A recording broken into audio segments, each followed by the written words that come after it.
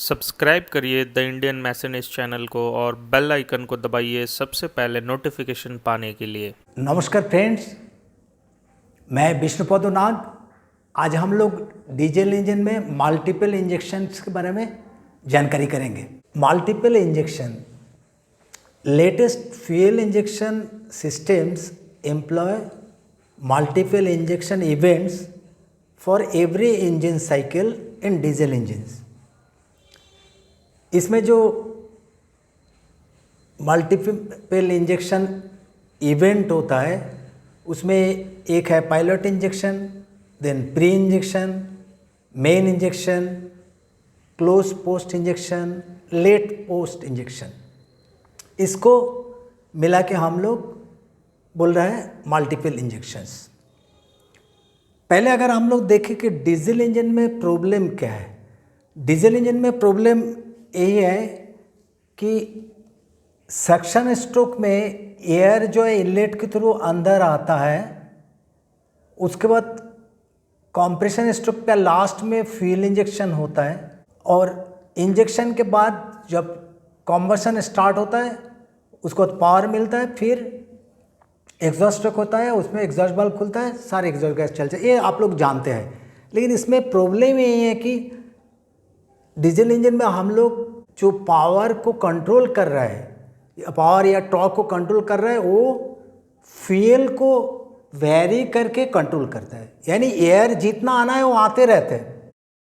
अब इसके चलते क्या प्रॉब्लम होता है कि जो केमिकली करेक्ट जो कॉम्बस्टिबल मिक्सचर होता है एयर फ्यूल का, वो रेशियो होना चाहिए 14.5:1, जिसको कि हम लोग स्टोइकियोमेट्रिक रेशियो बोलते हैं।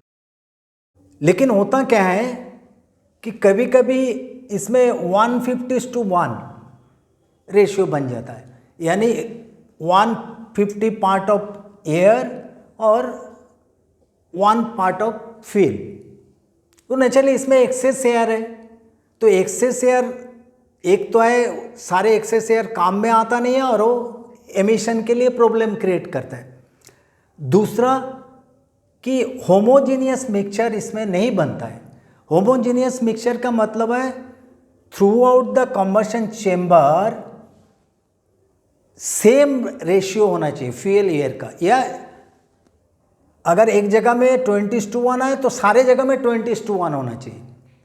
अगर कहीं पर 30:1 है तो बाकी जगह में 30:1 होना चाहिए।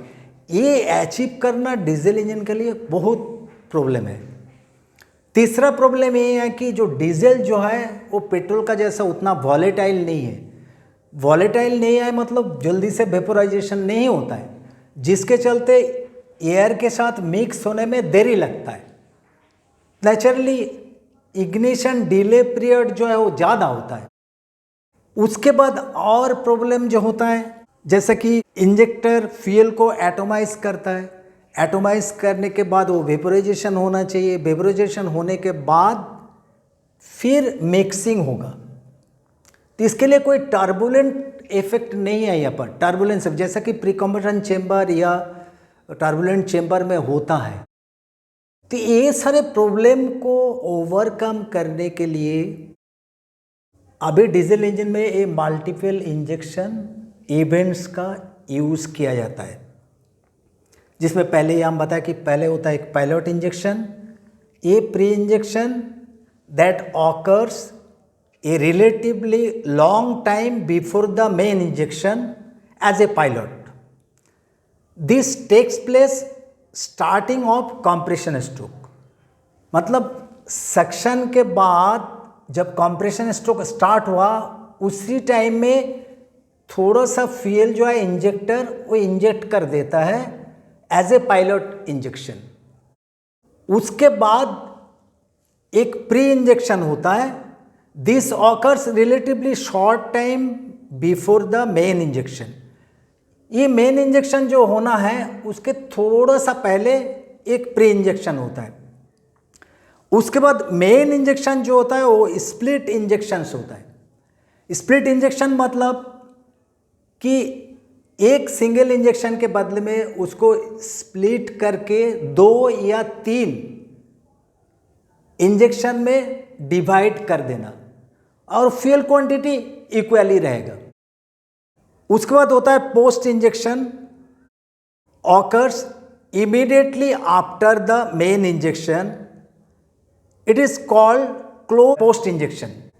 उसके बाद और एक इंजेक्शन होता है late post injection occurs relatively long time after main injection, occurs in end of power stroke और स्टार्ट ऑफ एग्जॉस्ट स्ट्रोक।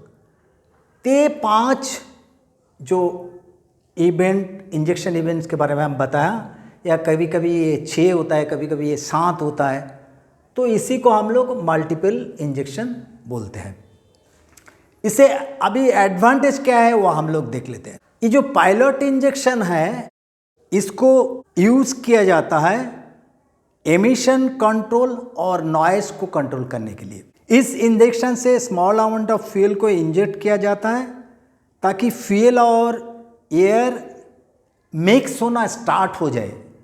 मतलब जैसे ही कंप्रेशन स्ट्रोक स्टार्ट हुआ, इमीडिएटली थोड़ा सा फ्यूल सप्लाई किया गया और ये जब कंप्रेशन प्रेशर और टेम्परेचर बढ़ते रहेगा तो फ्यूल जलते रहेगा। ये एक मिक्सिंग इफेक्ट देगा जिसके चलते एमिशन और नॉइस को कंट्रोल किया जा सकता है। नेक्स्ट जो होता है प्री इंजेक्शन होता है। ये भी स्मॉल अमाउंट ऑफ फ्यूल जो है उसको इंजेक्ट किया जाता है। This helps to reduce fuel knock when the main injection take place. Normal diesel engine में जो है नॉकिंग होना स्वाभाविक बात है, जैसे कि पेट्रोल इंजन में जब डिटोनेशन होता है वो एंड ऑफ द कॉम्बस्शन चेम्बर यानी last portion of the unburned fuel जो है उसमें वो जलना चालू हो जाता है स्पार्क के बिना। अगर ऑटो इग्निशन हो गया तो उस टाइम में उसको हम लोग बोलते हैं डिटोनेशन। और यहाँ पर इंजेक्शन स्टार्ट होने के साथ साथ ही डिटोनेशन स्टार्ट होता है यानी नॉकिंग, जिसको हम लोग डीजल नॉक बोलते हैं। इस इंजेक्शन से क्या होता है जो फ्यूल जो इंस्टेंटेनियसली जो बर्न होता है उस बर्निंग रेट को कम कर दिया जाता है। उसके बाद आता है main injection. Split injections can be used as a powerful tool to reduce soot and NOx emission for diesel engine when the injection timing is optimized। Injection time is optimize का मतलब है कि एकदम करेक्ट तरीके से timing को set करना, injection rate को सेट करना, सारे कुछ मिला के हम लोग इसको ऑप्टिमाइज करते हैं, जिसके चलते क्या होता है कि एमिशन को कम किया जा सके। इसमें मेन इंजेक्शन जो होता है एक के बदले में 2 या 3 इक्वल क्वांटिटी ऑफ फ्यूल में इंजेक्शन किया जाता है, जो कि हम पहले भी बता चुके हैं। इससे फायदा क्या होता है, इसके पहले जो प्री इग्निशन इंजेक्शन हुआ वो मेन इंजेक्शन फ्यूल को एफिशिएंटली कंबशन में मदद करता है। मतलब प्री इंजेक्शन में जो फ्यूल सप्लाई हुआ था वो अभी मेन इंजेक्शन जब स्टार्ट होता है तो उस टाइम में एफिशिएंटली कंबशन को बर्न करने में मदद करता है। इसमें क्या होता है कि फ्यूल रिच जोन को कम कर देता है, कंबशन ज़्यादा देर तक चलता है, पोस्ट फ्लेम टेम्परेचर ज़्यादा होने से पार्टिकुलेट का ऑक्सीडेशन जो है एफिशिएंटली होता है तो शूट फॉर्मेशन कम होता है। ये मेन इंजेक्शन को स्प्लिट करने के पीछे पर्पज है। उसके बाद जो पोस्ट इंजेक्शन है वो occurs immediately after the main injection. इसको हम लोग क्लोज पोस्ट इंजेक्शन बोलते हैं। Post injection is an in cylinder tool to reduce engine outshoot to meet pollutant emissions standards। ये इंजन एफिशिएंसी को मेंटेन करता है और एग्जॉस्ट आफ्टर ट्रीटमेंट सिस्टम का काम को कम करता है। इन सिलेंडर टूल का मतलब हुआ कि जो एमिशन जो हो रहा है इनसाइड सिलेंडर उसको इंजन के अंदर में ही कम कर देना। आजकल आप जानते हैं कि आफ्टर ट्रीटमेंट सिस्टम आ गया, तो आफ्टर ट्रीटमेंट सिस्टम में अगर एमिशन वहाँ तक पहुँचेगा ही नहीं तो नेचुरली आफ्टर ट्रीटमेंट सिस्टम का जो काम है वो कम हो जाएगा। नेक्स्ट जो है, जो ऑफ कोर्स इस जो ये पोस्ट इंजेक्शन जो है जिसके बारे में हम बात किया, इसको हम लोग क्लोज पोस्ट इंजेक्शन बोलते हैं, जो immediately after the main injection होता है। उसके बाद आता है late post injection, occurs relatively long time after main injection, normally occurs in end of power stroke और स्टार्ट ऑफ एग्जॉस्ट स्ट्रोक। ये जो इंजेक्शन है late post injection used for thermal management in DPF regeneration system. DPF regeneration के लिए desired temperature चाहिए। जब तक either वो पैसिव रीजनरेशन हो या एक्टिव रीजनरेशन हो, उसके लिए सर्टेन टेम्परेचर चाहिए। जब तक वो टेम्परेचर नहीं होगा तब तक डीपीएफ में रीजनरेशन नहीं होगा। ये जो लेट पोस्ट इंजेक्शन वाला फ्यूल है जो कि पावर स्ट्रोक का एंड में या स्टार्टिंग ऑफ एग्जॉस्ट स्ट्रोक में डाला जा रहा है, ये क्या करता है, टेम्परेचर को मेंटेन करता है जो रिक्वायर्ड टेम्परेचर डीपीएफ में चाहिए। नेचुरली ये डीपीएफ जनरेशन के लिए रिक्वायर्ड टेम्परेचर को बनने में मदद करता है। तो ये आप लोग देखें कि ये जो है ये मल्टीपल इंजेक्शन सिस्टम है जिसके बारे में हम लोग बात किया। The benefit of multiple injection strategies to improve trade-off between engine emission, noise and fuel economy। एक स्ट्रैटेजी है जिसको हम लोग ट्रेड ऑफ बोल रहा है। ट्रेड ऑफ का मतलब एक कॉम्प्रोमाइज है। जैसे कि फॉर एग्जांपल अगर आप NOx को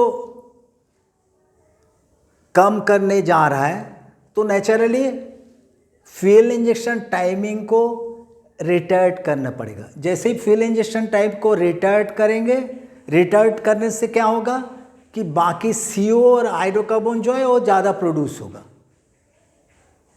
तो नेचुरली हम बहुत ज़्यादा रिटार्ड नहीं कर सकते, तो क्या करेंगे कि इंजन का एफिशिएंसी भी बरकरार रहे, फ्यूल इकोनॉमी भी बने और एमिशन भी कंट्रोल में रहे। इसका जो कॉम्प्रोमाइज़ यानी ट्रेड ऑफ है उसी को अचीव करने के लिए ये मल्टीपल इंजेक्शन सिस्टम लागू किया गया है। सारे इंजन में आजकल जो डीजल इंजन है इसमें इस तरह का सिस्टम यानी मल्टीपल इंजेक्शन इवेंट का यूज़ होता है। Thank you very much. अगले वीडियो में हम लोग दूसरा कोई टॉपिक के बारे में डिस्कस करेंगे।